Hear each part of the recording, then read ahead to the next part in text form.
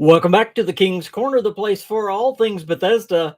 I am the KingFanMan, and this is the KingCast, an hour-long podcast covering the latest in Bethesda news and, of course, your questions and comments. Thank you for spending part of your Saturday right here with me. Let's get started on the Bethesda news. So much to talk about today, as always. And again, thanks for joining me. I love Saturday. I love the KingCast. We're going to talk, of course, Fallout 76, get you an update on everything that's going on. The latest Inside the Vault came out and a little bit more news there. Some news on the Fallout TV show was released this week, and a little bit more that I found out about the Fallout TV show. Some updates about Fallout London and another one of their employees getting hired by Bethesda. Xbox speaks out about what happened with the Fallout 76 launch and some of the problems there. And then, of course, we're going to dedicate almost the entire second half of the show, and even probably more, to Starfield, because we haven't talked since the big showcase. So are you ready to talk Bethesda news? I'm excited. There's a huge Starfield leak. Maddie's talked about it. Juicehead's talked about it. A lot of info, new info. And it's been confirmed it's from a Bethesda employee, another Bethesda employee coming out talking about Starfield beforehand. Hey, Rick Games Now, what's going on? You got a free weekend to watch. I am so glad that you're here and glad that everyone else is here. I know more people will be jumping in just a minute. We're early on in the podcast. Let me start with some of the basic news like Fallout 76, what's going on right now. Of course, the Mothman Equinox, they've brought it back. No new rewards, but it is back. It's back until July the 12th. If you didn't get the rewards the first time around and want to play it again, it comes up every hour on the hour. I saw Rick asking about some of the other events, the Moonshine Jamboree and Eviction Notice, and the other one I can't remember right now. Test Your Metal. They are coming up less often now. They had them set to where they were coming up a lot more often until this latest update came, Rick. So what happens now is they come up much, much less. I believe one every hour. But yeah, I'm the same as you. I haven't played today, but yesterday I played for a long, long time. And I only got Eviction Notice once. I didn't get any of the other ones. So we're just going to have to see, how often they come up. But they are a lot less. Kelly, thank you so much for the huge super chat. Thank you. $20. Thank you. Man, y'all are awesome with the super chats. Y'all don't know how much they mean to us and how much I depend on them, especially right now with the things that I'm doing outside of YouTube, not being able to do YouTube near as much because I'm here taking care of my mom and doing lupus and taking care of church and all that. So y'all don't know how much that means. And hey, he became a part of the King's Crew as well. Welcome to the King's Crew, Kelly. Yes, you can become a member and get that crown just like Kelly just did. So welcome, becoming a member and giving the super chat. Man, a double whammy from Kelly. Man, you are awesome. Thank you, and good morning to you. That is awesome. Psycho, how's it going? Crash Devo, how's it going? And Jacob, I'm glad you are here as well. I don't know if y'all saw. I think I can tell this. Again, Kelly, thank you. Double thank you.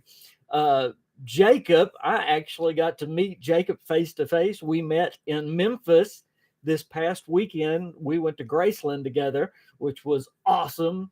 I got to meet him and some of his family, and we got to walk around Elvis's house and see some of his cars and the museum and all that stuff. So that was such a pleasure, and I definitely call him a friend. And we met playing Fallout 76. So it's just so neat how games can bring people together. It's just awesome. And yes, we were walking in Memphis. Psycho has joined the King's Crew. Y'all are awesome. Once we get enough members, which we're getting very, very close now that y'all are joining the King's Crew, we're going to have some members only live streams, some members only podcasts, and some behind the scenes. Actually, y'all are going to get to see some stuff with me and my family. We're going to do some special live stream members only stuff.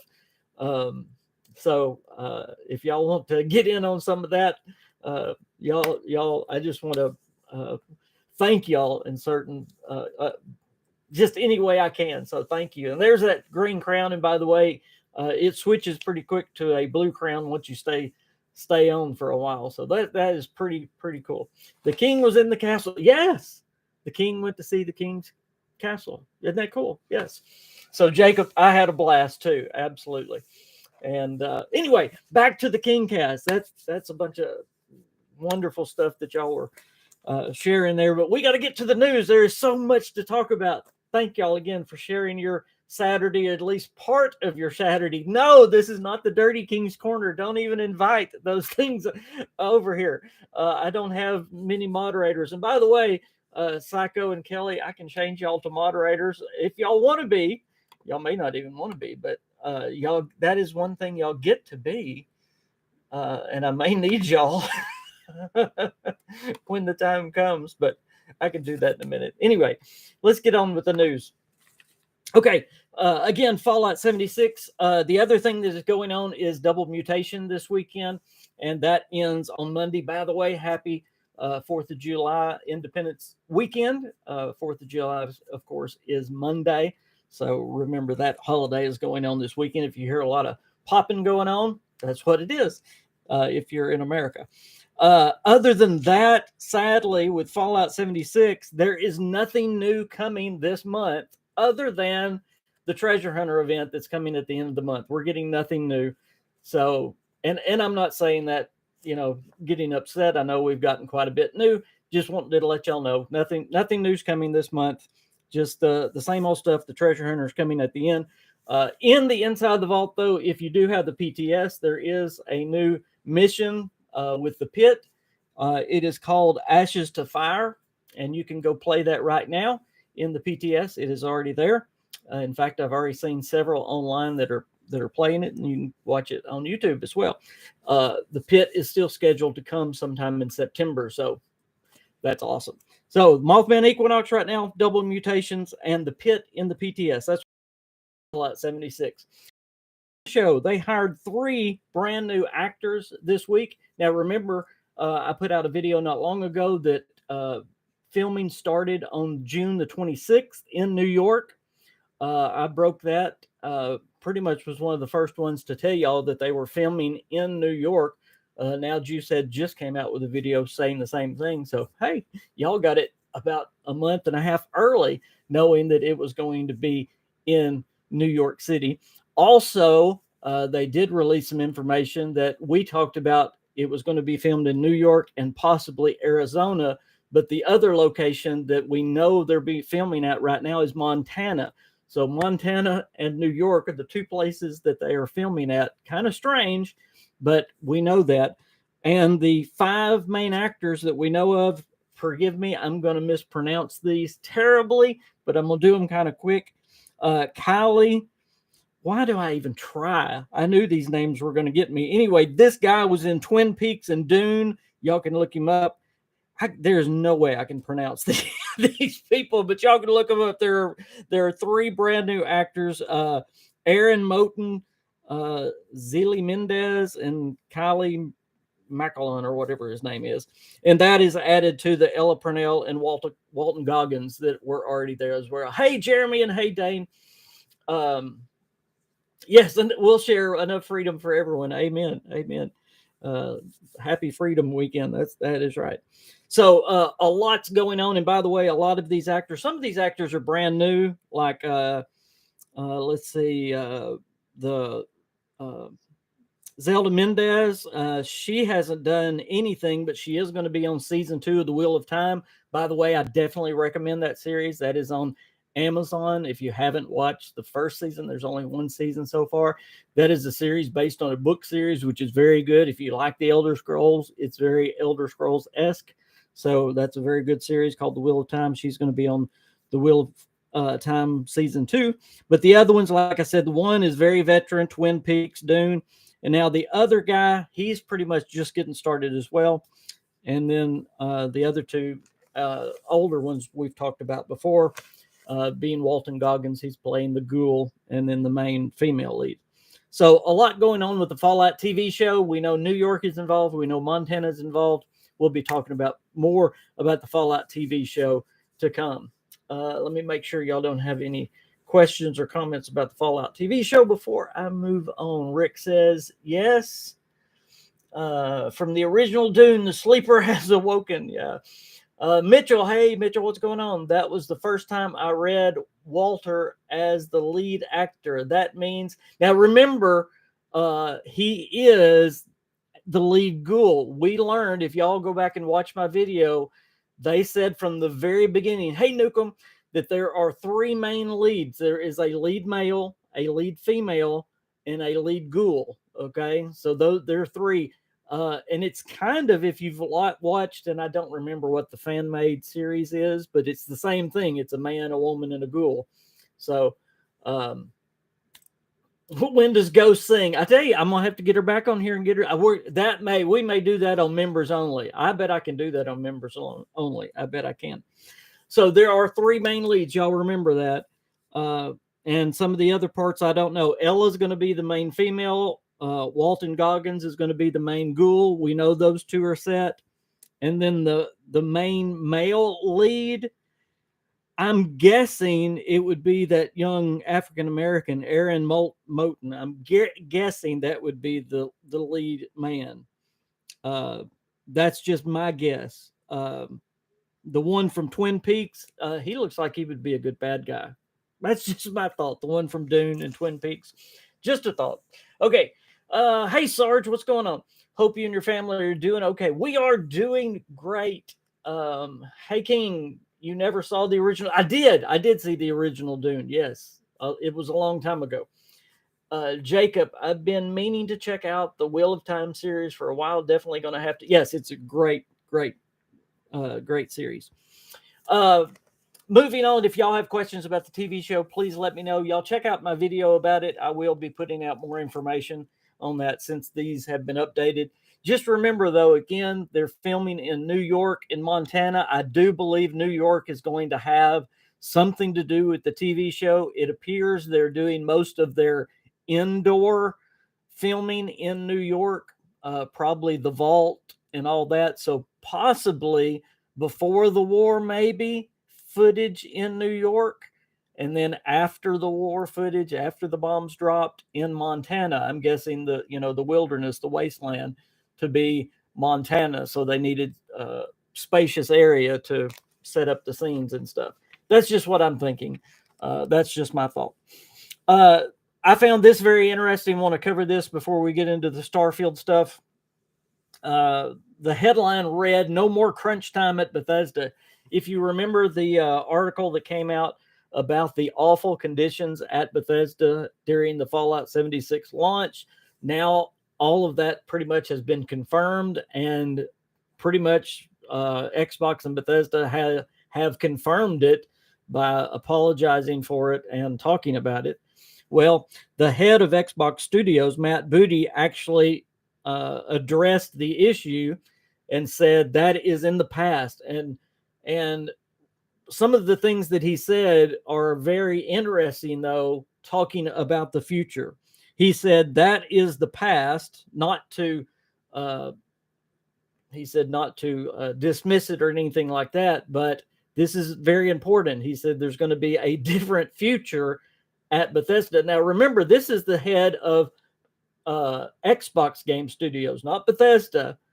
And remember, everybody's been saying, including Bethesda and Xbox, that they are a hands-off. They don't mess with anything. And within this interview, Matt even said that they take a hands-off approach when it comes to companies. He said, however, as of this year, and I told y'all something had happened with Microsoft and Bethesda. I told y'all. He said, as of this year, Microsoft has taken a more involved stance within Bethesda. So, again, you kind of have to read between the lines. Some bad things were going on, at least at the Austin studio anyway. We know with Fallout 76, and Xbox is getting, or Microsoft is getting involved, and this guy says it's not going to happen again. So they are taking charge and showing that they are in charge. So hopefully they don't get too involved, but hopefully they do take care of some of the problems. But again, why have we seen mass exodus at Bethesda? Was it because of the problems during 76? I think a lot of that was. Or is it because Xbox is now doing too much? I don't know. Again,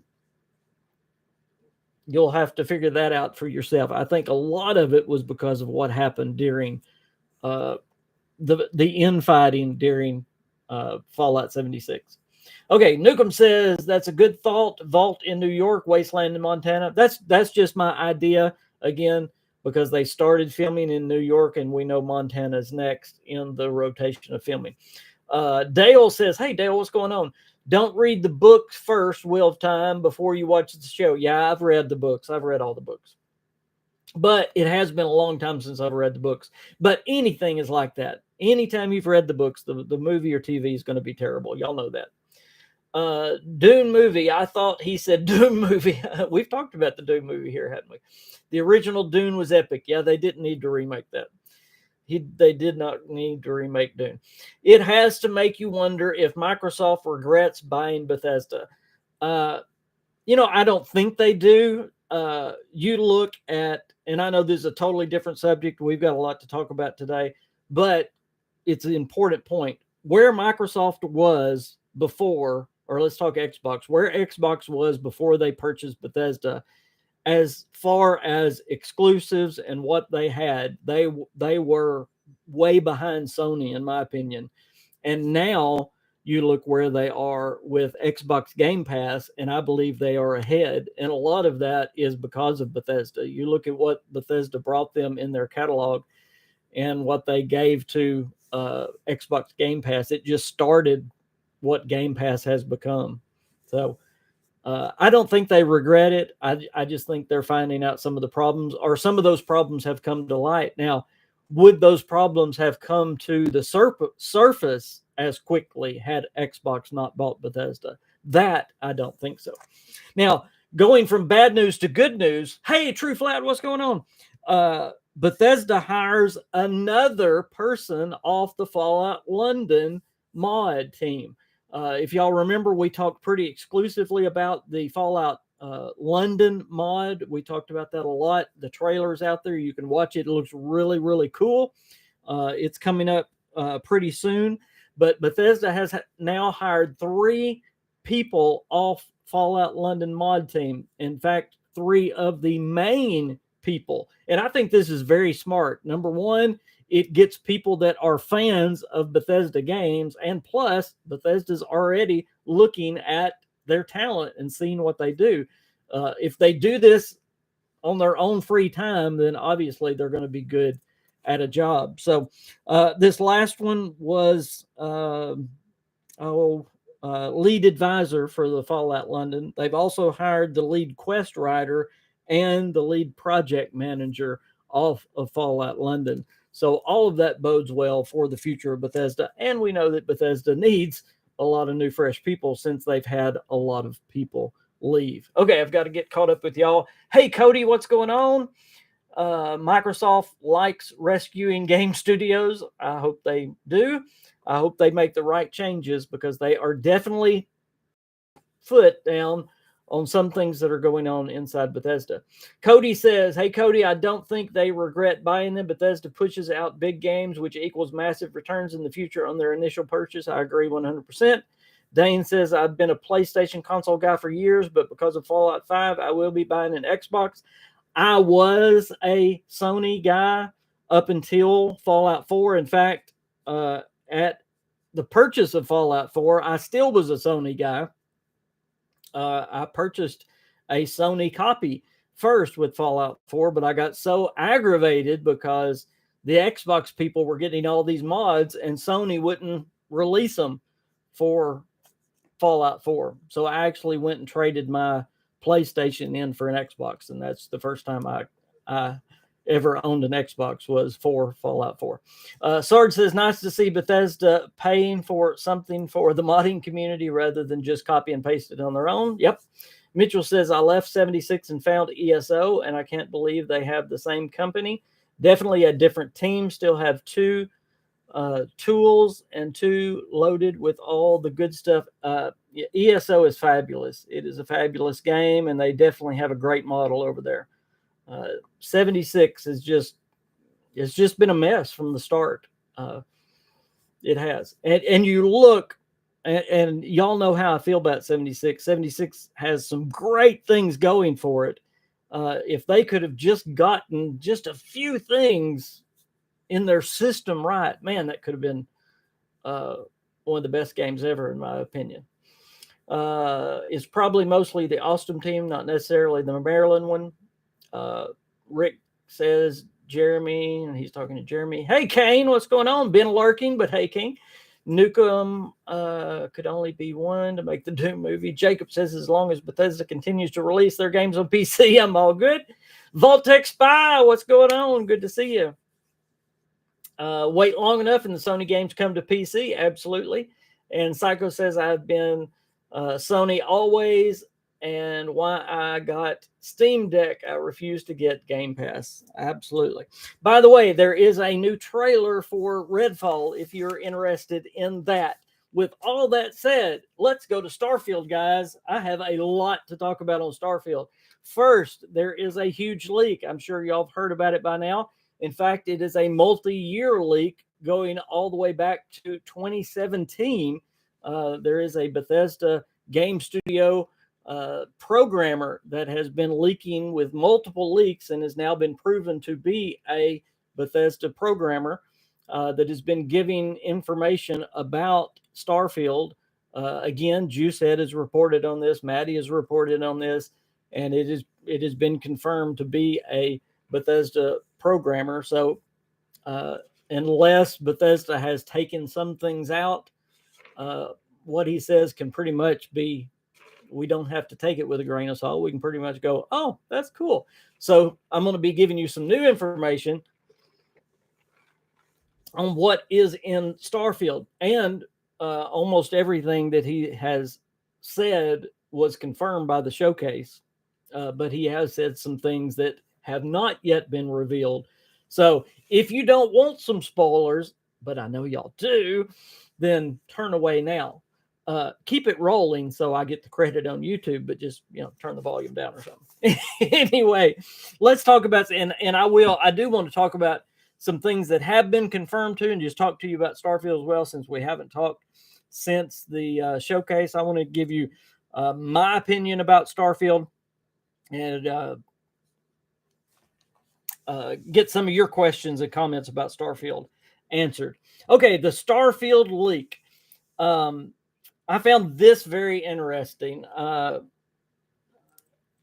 He said that Bethesda wanted Starfield to be a cross between Star Trek and Prey. Now, if y'all have been watching me long enough, y'all know that I am a huge advocate for the game Prey. I love Prey. That is an Arcane Studio game. It is fantastic, and I've told y'all multiple times to go play Prey. It is so good, and I find it very neat that they said they want a combination of Star Trek and Prey with modern sci-fi elements mixed in there. But that was what they were going for when they started this whole thing of Starfield. So that's kind of their idea of the Starfield universe. Star Trek, and we've kind of talked about that. Next Generation or Kirk, I don't know which Star Trek. I would guess probably more back toward Kirk and the original Enterprise, because remember, this is more at the start of space travel. Remember what Todd Howard said in some of those original interviews, that this is back when space travel was dangerous, back kind of like when flight was first starting. It was not just something that's natural yet. It's still a learning process.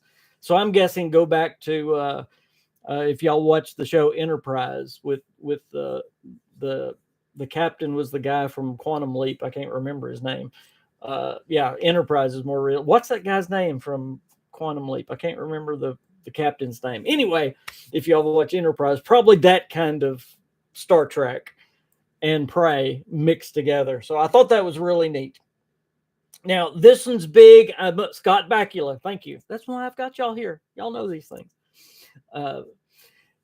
This is really neat. He said that there are, in fact, alien races in Starfield. And he's not talking about the creatures running around. There are alien creatures. We've seen that in the trailers and in the footage at the showcase.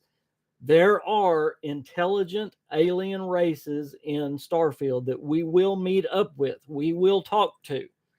Now, whether we can play as an alien race, that's not been shown to us, and he did not say. And he's guessing here, he says he thinks there's about 9 alien intelligent races in the game. 9, that's a lot.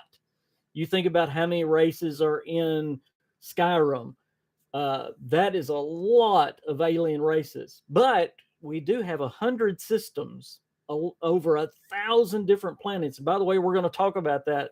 And I hope today I'm going to make all your fears. If you're scared about that being too much, I hope I'm going to rest all your fears today about that. I think Todd Howard revealed something, and this guy is going to back it up. We're going to talk about that. One of the last things that we're going to talk about in this leak. There's a new system that Bethesda has got that I think is going to make that 1,000 planet so much better for us.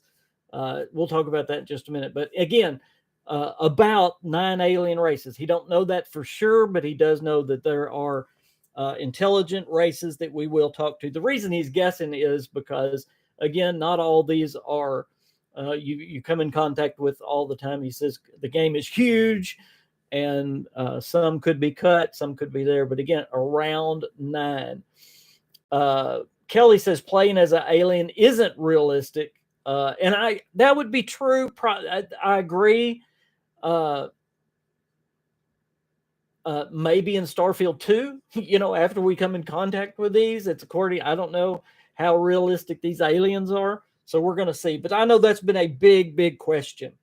Okay, he also says, now, this is not really huge news because Pete Hines kind of said this in an interview, but he said there is a romance system in Starfield that's pretty much like Skyrim, which I thought was great. It differs a little bit than the Fallout Starfield 2. I may never live to see it.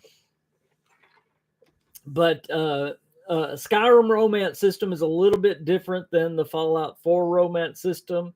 But remember also that there's going to be a more in-depth character and NPC character. So how that really is going to work, we're just going to have to wait and see. Kane, you blessed soul, you're amazing. By the way, Kane is, I have to say this because my word, he just gave me a $50 super chat. So, of course, I'm going to promote him. Kane has an awesome YouTube channel, and I need to get him back on the KingCast. Thank you, Kane. My word, y'all, that's amazing. Y'all are awesome. Kane, Kelly, y'all are awesome. From my perspective, Starfield is more like Babylon 5 than Star Trek. That's interesting, as it is more grounded in reality. They did much of the same research that the showrunners did for Babylon 5 when they were starting production for Starfield. That is really, really cool. That's a cool take, Kane, and I would tend to agree that it's, and that's why I was leaning more on that Star Trek Enterprise, more grounded in reality. But yeah, Babylon 5, I would agree 100%. Great show as well. Yeah. Cody says BGS needs to do something about their dev windows, TES 6 and Fallout 5 to be here before 20. 30. Cody, go watch my video. Bethesda needs to get their games out faster. I actually put out a way that they can. I think it's a very good system. I wish they would look at it, think about it. I'm sure they've thought about it. But I actually got a lot of flack, but I think people are just reading the title and not watching the dadgum video. Kane, Rick, do y'all ever get that? Do y'all ever get people just reading your video titles and getting mad and not watching the video? Anyway, Kane is a great YouTuber. Y'all go subscribe to Kane, please. What a great great gift. Thank you for the 50 super chat, Kane. You're amazing. That's awesome. Y'all go take care of him because he just took care of me. Now this one is a big one. This one I think is a big one. Flying obviously is confirmed. Now, we have learned that you don't land the spaceship on your own. That's going to be kind of like a landing sequence. So it's going to be a loading screen, okay? It's going to be a set screen that it goes to and loads and does that. But this guy also says that when you transition from space to inside the atmosphere of the planet, when you go through the cloud layer, you go through a semi-loading screen. It's kind of a set loading screen when you go through that. But he says that you can actually fly. Now, this is huge, guys. This is absolutely huge. He says you can fly your ships inside the atmosphere of the planet.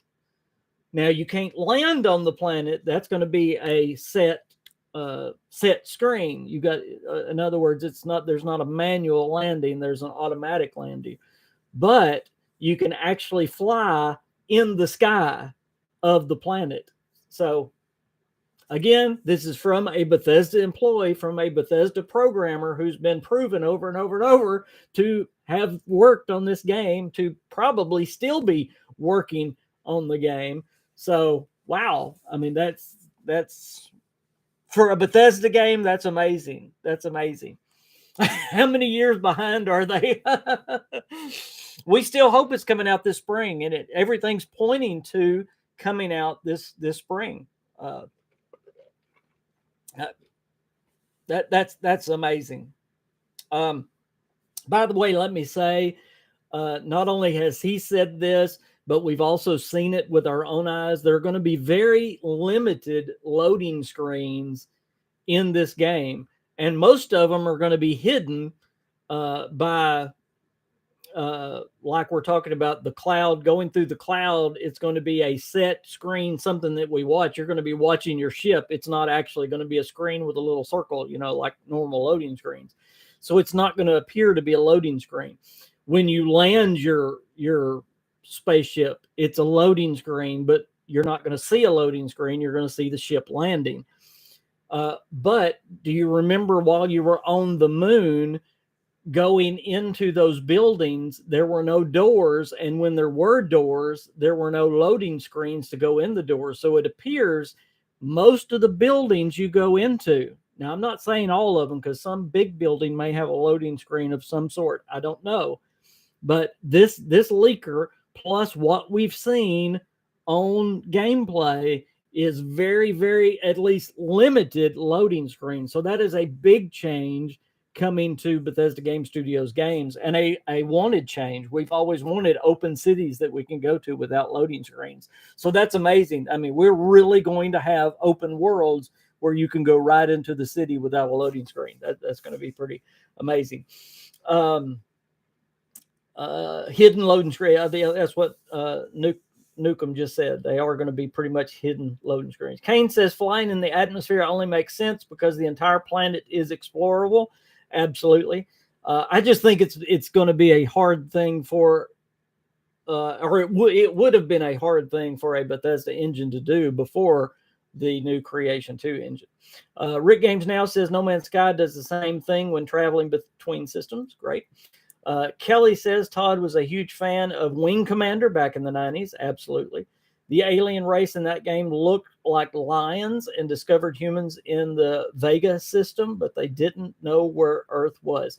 Also remember that this game is semi-based on the 10th Planet, which is a Bethesda game that never came to fruition. In fact, if you watch the very first Starfield trailer, you will find inside the ship a reference to the 10th Planet. And in that 10th Planet trailer, which is basically all we know about the 10th Planet, there were intelligent alien races also, because we actually see them talking. We see alien race with an army. So, and we also see flying ships and everything else. All the things that he wanted to do. I think that I think they realized with the 10th Planet, they just didn't have the technology to do it back then, and they stopped it. I really think that's what happened to the 10th Planet, and Starfield is the 10th Planet. So, and that the 10th Planet was all the way back in the 90s, guys, the 90s, and now we're getting it here in 2023. That's amazing. And yes, I was alive and out of high school already in the 90s. Well, I'm giving my age, aren't I? Jacob says, personally, I've never had a huge issue with loading screens, and it's not a deal breaker for me. As long as the loading screens don't take long, I'm fine with it. If you have to sit there for a long time and watch a little circle going around, then yeah, I don't like it. But anyway, yeah, the 10th Planet patch on the wall, that was a cool Easter egg. Very, very much was, Cody. Absolutely was. Okay, this next one is a huge one as well. The settlement system we know is going to be part of it. You're going to be able to make settlements. That was all confirmed. However, the leaker has told us there is going to be a settlement takeover system. Now, this one concerns me a little bit. It's exciting a little bit, but it also concerns me. What this means is when you establish a settlement and the settlement starts growing, while you're away, it can be taken over by enemy forces. Think of a workshop in Fallout 76 being attacked. That's almost exactly what you're going to have. And I believe it's going to be one of those Radiant quests where you're going to be in your ship and you're going to be notified your settlement in blah, blah system is under attack. Now, that's not a bad thing if they don't do it all of the time. In Fallout 4, I love the settlement system, but once you got to a certain amount of settlements, once you got up to 20 settlements, so hard to manage when they were getting attacked and all this other stuff. They need to dial back on how often they get attacked and those kind of things, because once you get so many, it's really, really hard to manage. That becomes the only thing you're doing. So I don't know. I hope they find the balance. That's my only thought on that.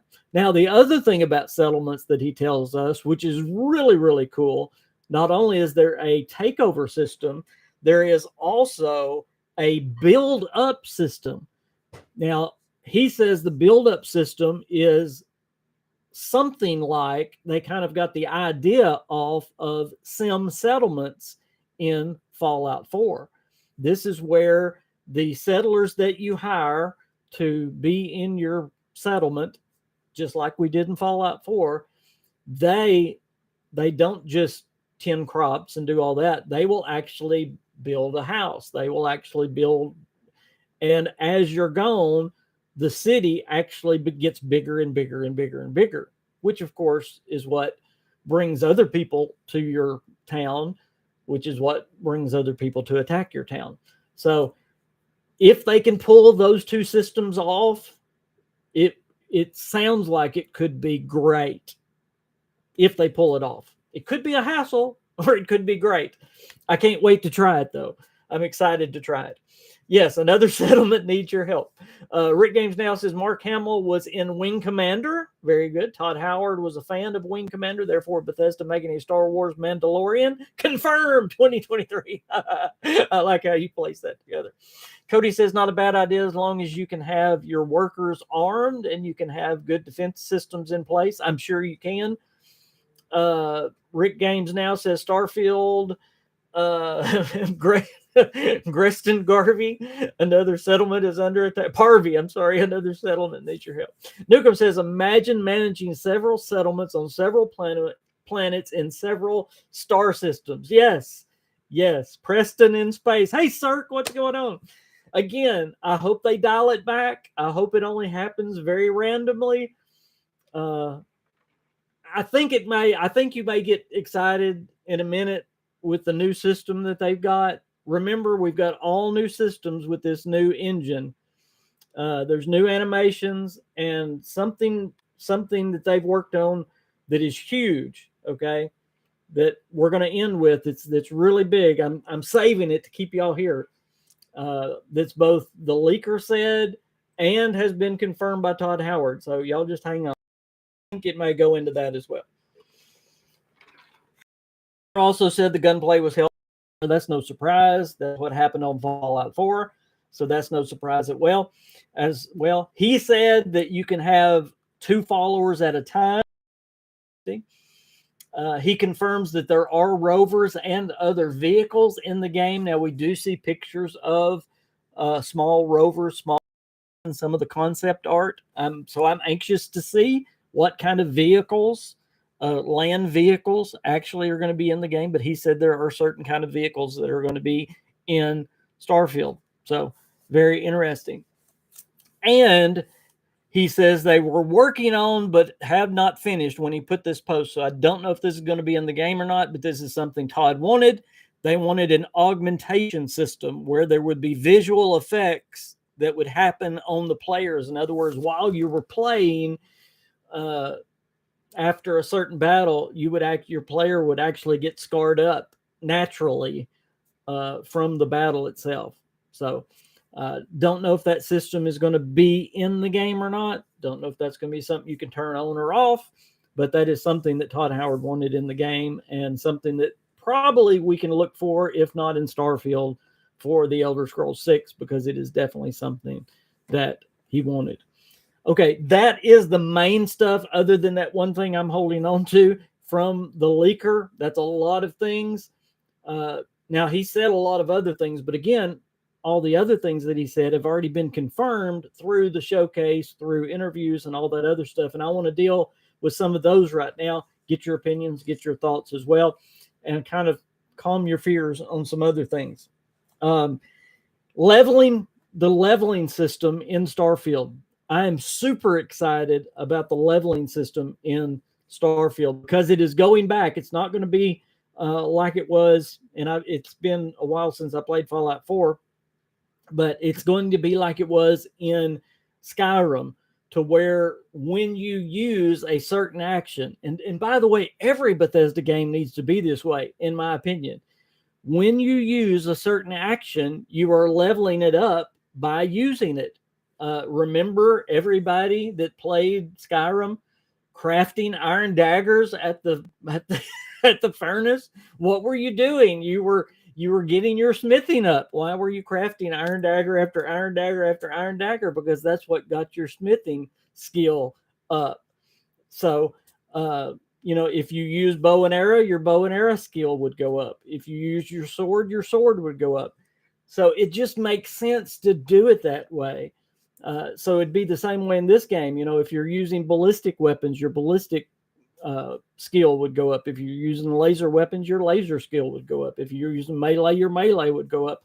I think that's just great. Let's see. Kelly says, I feel Vasco stays with the ship and gives you intel. That's another thing I was about to talk to you about.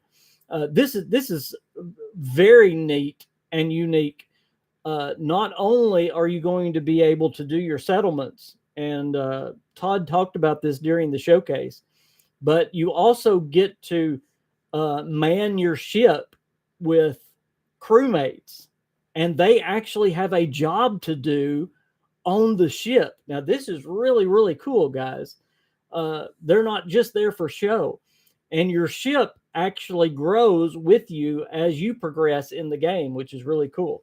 And I wanted to talk to you about that just a minute. What all do you think that your crew members can do on this ship? I know they repair things. If you get in a battle up there and things, you can send crew members to repair it, which I think is cool. That's very realistic. They man weapons. while you're fighting, so you can fly instead of flying and shooting at the same time, or they fly while you shoot. Um, there's several different jobs that they can have. But think about it for a minute. What else do you think the crew members will do on the ship? I'm sure there may be research that they do, because if you remember also in the trailer, one of the things that you're going to have to do before you can upgrade anything, whether it's a weapon, whether it's a skill, whatever, you have to research it. You have to do research on it. I forget what game it was. It was a Bethesda game. We had to do that. I think it was a Bethesda game. Anyway, it was a game I played not long ago that you had to do that. You had to learn the skill before you could apply the skill. And it took a certain amount of time. But maybe your crew members can like one crew member can be your Spock, and he could be your science officer. He could be learning things on there. I don't know. But they're going to be doing different things. But yes, Kelly, Vasco, one of his main jobs is in flying the ship, repairing the ship, doing all those things. So when the game starts, it's you and him, and he is your extra help on the ship. I think there are going to be probably times that he can go with you on certain quests, but one of his main jobs is going to be to help you repair the ship, help you fly the ship, help you with the weapons on the ship, to do all those things that you can't do, because some of those things are very complex. One of the things is when you get into what we call a dogfight with another ship. This is this gets me excited about some of the other combat in the game. This is very detailed because it's not just pull the trigger and fire. You actually get to pick how much power you put toward guns, how much power you put toward shields, how much power you put toward engines, and you change that during the battle. So you may need more power to the engines to, maybe he falls in behind you. Then you need to put more power to the shields and the engines instead of the weapons. So you're constantly adjusting those things. You get behind him, you pull the power down away from the engines and put them onto the weapons. So it's a very cool weapons system, combat system. And Vasco is going to be the one that's going to be helping you with that. Kane says Morrowind. We're going to talk about that in just a minute as well, because they've gone back to a Morrowind-based thing that, if y'all have not played Morrowind, I'm going to warn y'all about something in just a minute. Morrowind was a much harder game than Oblivion or Skyrim or Fallout 3 or Fallout 4. It was a much, are y'all listening? It was a much harder game, okay? Hey, Scott, the Intruder Gaming, what's going on, brother? I told Todd promised $1 billion stars. Let's see. The bullet hole in the helmet is the first trailer. Proves what? I can't remember. Let's see. Rick says, as long as they look better than the stars in 76. Newcomb says, think of the complexity of the naval carrier, but in space. Yep. Kelly says, hiring weapons specialists to arm turrets, pilots, Marines for boarding. It's going to be great. That's one of the things I'm really looking forward to. Rick says, I'd like to see stations assigned like in games faster than light. Yeah, I hope it's easier to assign things, going back to settlements again, than it was in Fallout 4. I hope they naturally will do something instead of just all stand there doing nothing like they did in Fallout 4 until you made them go do something. Jeremy says, spend hours flying and battling in space, then looting other ships, pirating skill improves. Oh, yes. Remember, you can steal ships. You can board ships. Yes, there are pirates in space, and there are people trying to do that to you as well. Yes, your spaceship is a small city unto itself, and it will grow as the game goes on. Yeah. The combat system is based on Mech Warrior. Very good point. Cody says the bullet in the helmet proves character damage system. Got you. The what I was talking about before, the augmentation system. Very, very good. Okay, let's talk Morrowind. Y'all brought up Morrowind, so let's talk about it for a minute. Why do I say Morrowind is a harder game than other Bethesda games? any of y'all that are old enough that played Morrowind, or if you've gone back and played Morrowind, Morrowind does not hold your hand. If you talk to an old timer, I'm not an old timer. If you talk to an old timer, what they don't like about the modern Bethesda games compared to a Morrowind is that they hold your hand in everything that you do. They put these huge quest markers, go here, that are very, they can be, they can break the, what's it called? My brain just got blown. They can break when you're trying to get into the game. What's it called? Y'all know what I'm trying to talk about. Morrowind did not put quest markers on most things. In fact, you had to explore, and it would tell you the town to go to, but it would not tell you by putting up a quest marker. It would tell you immersion. Thank you. It would tell you by the NPC you were talking to. You had to listen, by the way. If you missed it, you just missed it. The NPC would say, go to certain town, and it's there. And he would tell you a clue to look for. So there was no quest marker. You had to go to that town after listening to that NPC and look for the clue that he gave you, and that would be the general area you were looking for. That, by the way, the leaker said this as well, that is more what Starfield is going to be. If you like the more looter shooter games and the fast-paced game, you're probably not going to like Starfield. Starfield is more like Morrowind. It's a much slower and built like the old-timey RPGs. It does not hold your hand. It is built for immersion. It is built for a sandbox, immersive experience. That's what it is. So, and people have been griping about, this is so funny.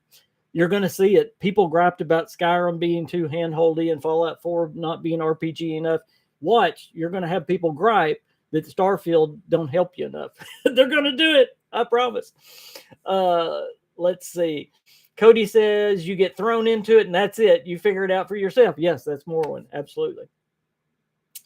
Basic tutorials spoil too much, Kelly says. Yep. Brand says Morrowind's guidebooks was as thick as a phone book and really big. Yep. Jacob says I love the old RPGs and the new. So if we have modern gameplay with the slower pace, it's going to be great. I agree. Nukem says can't have a podcast on in the background. You miss out. Yeah, you got to be watching. So there's a lot that's coming that's going to be Morrowind systems. The dialogue system is going to be a Morrowind system. And when I say dialogue, the way you persuade people. The Morrowind system was so cool. It was like a 2, 3, and sometimes 4-step system to get people to do it. And it wasn't just a one, this thing is highlighted. If you got so many points, you're going to get it. You didn't know if you were going to get the check or not. I loved that. You didn't know. And sometimes you would have like 3 options. You didn't know, you knew you probably had a better chance at telling a joke than, saying something serious, but you had no idea if it was going to work or not. Like in Fallout 76 right now, it's either green or red. If it's going to work or not. That's not RPG. You know if you've got the charisma, if you got enough points to do it or not. So there you go. Guardian Black says, I cannot stand long-winded. I saw that first line and thought, oh no, he's talking about my podcast. I cannot stand long-winded tutorials in video games. Great example, Horizon Forbidden West. Haven't played it. It's like a 2-hour tutorial. Wow. Shaking my head.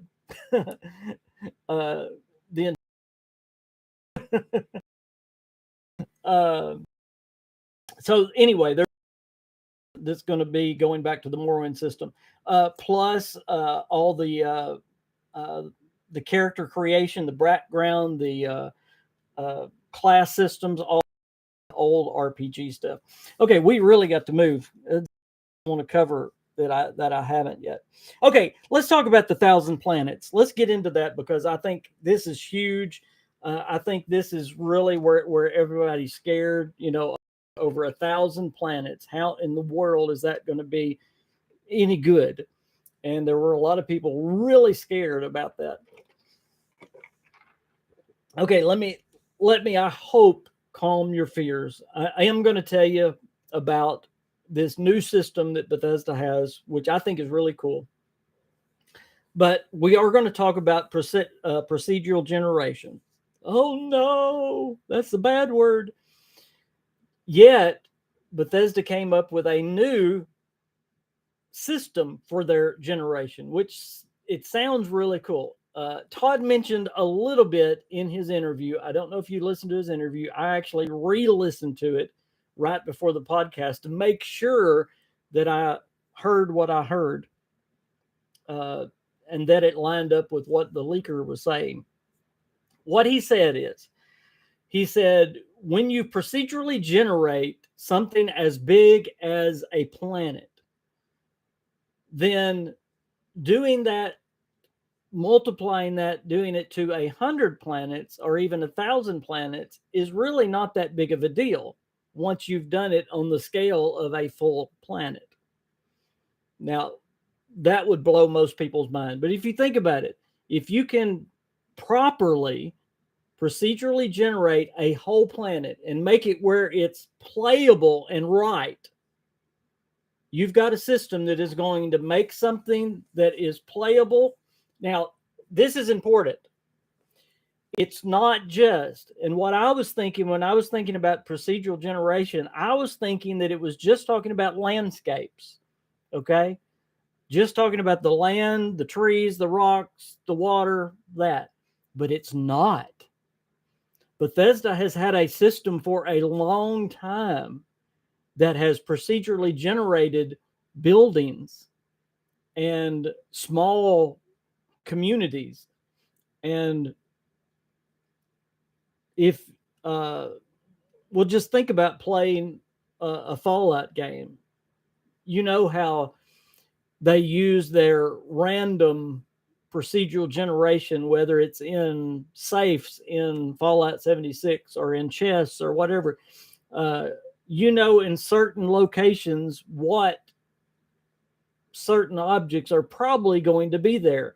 You go into a steel mill location, you're probably going to find these kind of objects. Well, do you think that an artist handcrafted every one of those objects, or were some of them procedurally generated? Well, they were, believe it or not, procedurally generated. They have a system where they randomly can place items down, they can place buildings down, they can do all these things. Now, before you get scared, Todd Howard has said there is more handcrafted stuff in Starfield than any other Bethesda game that they've ever made. However, with this procedural generation system that they have, which he also says is better than ever, the leaker says it's a better system than they've ever had before. They can do, this is what the leaker says, they can do cities, they can do buildings, they can do underground dungeons and dugouts. They can do all these things through procedural generation. And the procedural generation system knows if it's a snowy planet to put this kind of items and these kinds of armor and blah, blah, blah. You don't put, in other words, if you're on a snowy planet, you don't put things that belong in a desert on the snowy planet, okay?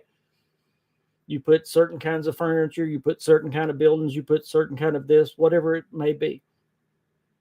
And then Todd said the artist went back in and looked over and made any necessary changes that needed to be made. But the procedural generation system did all the hard work.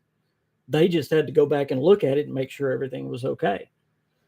So now with all that said, we're talking about over 1,000 planets. That doesn't mean there's going to be 1,000 planets that have all that content on them. There are 100 systems. I'm going to get to y'all's comments, I promise. There are 100 systems. That means there are 100 suns, okay? There are 100 burning stars. Y'all got it? Around each of those 100 stars are going to be a few planets. Y'all can think about 10 each, as we've got in our system. We've got 9 now, but around 10 planets each, that equals 1,000. Okay, if every star has 10 planets, there you go. Some will have less, some will have more. He's counting the moons, he's counting everything that you can land on. Okay, well, we know a moon's not going to have stuff mostly, unless it's alien or something like that. We know a lot of those planets are too far away from the sun to have any life. They don't have trees, they don't have nothing. Most planets around a sun are non-life-giving planets. There are very few Earth-like planets, and then there's another type planet called a Goldilocks planet that is in a position to have certain kinds of life. It's not an Earth-like planet, but it's almost an Earth-like planet. So within those 100 systems and those 1,000 planets, how many planets are going to have major life? Well, now you're pulling it way back. Okay, you've not got 1,000 planets that they're going to have to generate with all this. And when you come into the system, you're going to be able to, number one, see with your eyes which ones have life, which ones are close enough to the star or too close to the star to have life. Number two, you can also scan with your spaceship. They showed that in the trailer. So you don't have to physically land to know whether it has life or not. And when you scan, it will also tell you the resources that it has. But it is cool that you can land on every surface if you want to. You can land on every surface and put down a settlement if you want to. But the cool thing is that you can go to every one of these systems to see what kind of planets are there. I just think that's really cool. But to me, when you, instead of thinking 1,000, you pull it back. Okay, there's only 100 stars, and not every star has an Earth-like planet, so you're even less than 100 now. And then they use this system where they can do major things with this procedural generation, and the artists go back in and make some changes as well. So I think we're going to be pleasantly surprised. Todd Howard says this is the biggest Bethesda game, obviously, that they've ever made. This is how. Number one, it has the most dialogue lines of any Bethesda game ever. It has twice as much, more than twice, that of Skyrim. And remember, there is a silent protagonist. In other words, your player will not talk like it did in Fallout 4. And yet there are more spoken lines recorded than there were in Fallout 4. There's over twice as much as Skyrim. 150,000 lines of dialogue have been recorded for this game. I already told you it's the most handcrafted content in any Bethesda game.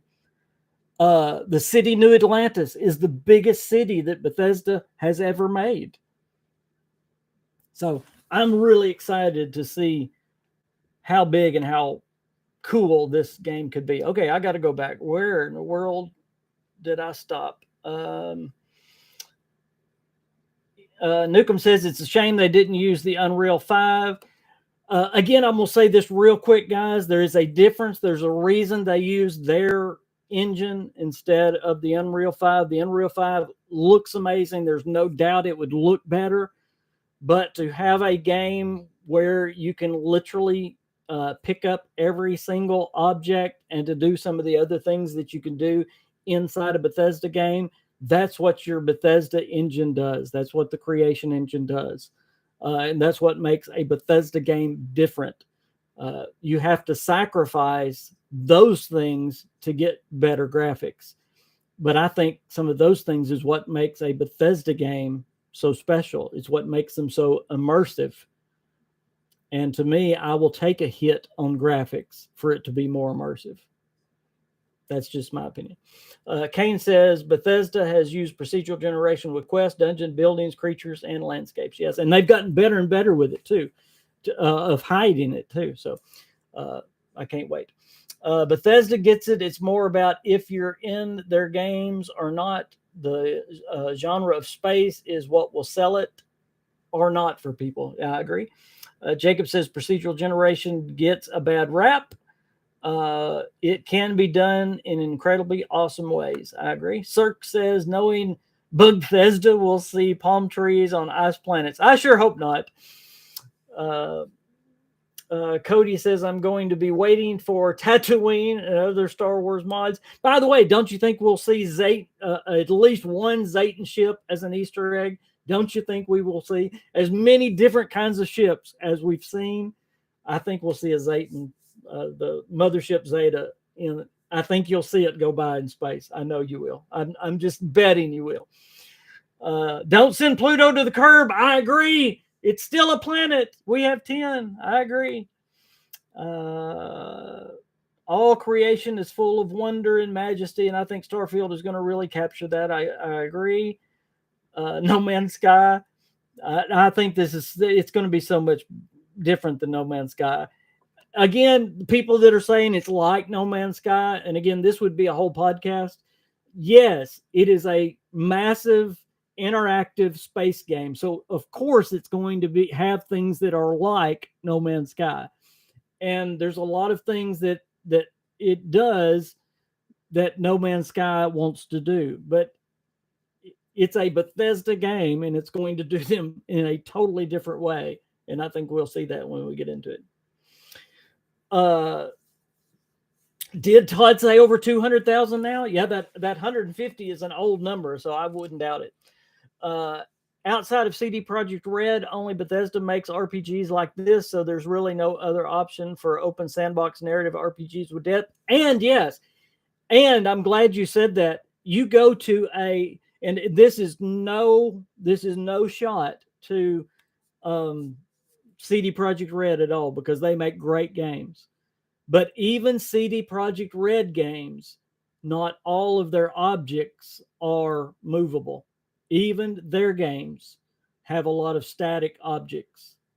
You think about it. Bethesda is the only one that I know of. There may be others out there, but it's the only one that I've played where nearly every object is movable. I mean, it's like putting the basket over the guy's head in the vendor shop. You know, who would have known? I don't even know if Bethesda knew that would cause the vendor not to be able to see you stealing. I don't even know if they knew, but it worked.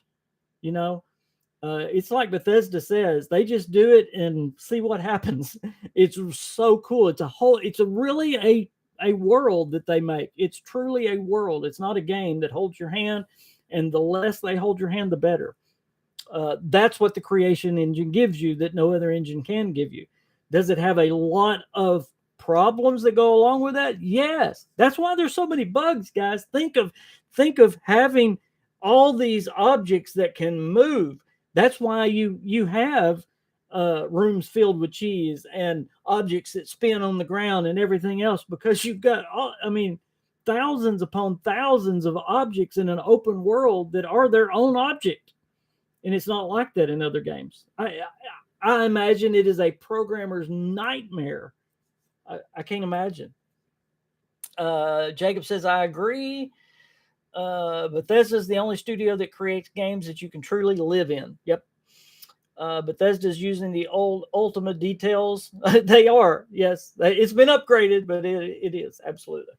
Okay. We are actually past time, guys, but I'm going to open it up for just a minute. If y'all got any other questions, y'all ask me. I had a lot more to go over on Starfield, but anyway, I was a little bit disappointed that there's only 4 handcrafted cities, and that's been confirmed by Todd Howard. It's the ones that we know of. Other than that, we're going to get that's not the only. There's going to be other little cities, but they're going to be all procedurally generated. Okay, there's only 4 big handcrafted cities, which is less than Skyrim, which is, I guess, it's probably more than Fallout 4 had. What would you say? Fallout 4 had Diamond City. It had Good Neighbor. It had Bunker Hill. What else did Fallout 4 have? Anyway, around what Fallout 4 had. But I was thinking it would have a bonus. Yeah, a bonus KingCast tomorrow. We could. Absolutely. There's so much to talk about. If the cities in Starfield are huge sci-fi cities, I don't have a problem with there being only 4 handmade ones. I don't either. I don't either. If you literally can go back and the Brotherhood. If it's something that you can honestly go back and spend hours and hours in the city, I'm good for it. Todd Howard did say, going back to the size of the game and how big Starfield is, he says it's at least 20%, talking about just the main quest, it's at least 20% bigger than Fallout 4, the main quest. It takes 35 to 40 hours to finish just the main quest of the game. So, and that's if you just go straight through the main quest. So 35 to 40 hours. Can you imagine how many hours is in it to do everything? I'm going to have thousands of hours in it, and I know you probably will too, at least hundreds. What's the big news you were waiting to talk about at the end? Okay, it's the procedural generation system that the new one that they've come up with inside the Creation 2 engine, that literally they've made these thousands of planets with. They have updated since this new engine. Like I said, they've done the new animations, all this, but with this procedural generation system, they can make cities, they can make all these things, and that's how they made the 1,000 planets with confidence that they are playable. I believe what we're going to find, and I think they did the same thing with space, they are going to be random, marked and unmarked spots done through procedural generation on a lot of those 100 planets for sure. That would be those Earth-like and Goldilocks planets that are close to the stars. But I believe there's also going to be some random encounters on some of the moons and some of the resource planets as well. So the way Todd talked, you're going to be able to stumble into content on a lot of planets, even those resource planets, because again, they have this procedural generation system, which speaks well for the future as well. I believe it speaks well for their games getting bigger and bigger and bigger. Wow. A lot of news we covered, guys. Again, I'm going to thank Kelly for the super chat and becoming a member of the King's Crew. Awesome. Psycho for becoming a member of the King's Crew. And then Kane for giving that awesome $50 super chat. Thank you, Kane. Y'all go subscribe to Kane. He did an awesome job supporting. Kane says, I'm going to end up having 1,000 of hours in Starfield. Oh, no doubt. Again, right now I have the most hours in Skyrim that I have in anything. I played Fallout 4 from the day it came out until the day Fallout 76 came out. But Skyrim, that was when I was so sick. I was homebound, everything else. I did nothing but play Skyrim when I was able to. I don't know if I've told y'all, but I may not ever admit how many hours I have in Skyrim, because it's a lot. I mean, it's like ridiculous a lot. Yeah, it's a lot. I've got a lot in all of them, but that one's I've got a lot in. Well, guys, thank y'all for spending your Saturday with me. Y'all be sure and hit the like button before you go. Subscribe if you're not, and invite somebody over to the channel. Tell them about the channel. I love hanging out with y'all on a Saturday. And if God gives us tomorrow, have a blessed Sunday. Have a great 4th of July. Independence. Remember freedom. That's what we're celebrating this weekend. God bless you. Bye, everybody.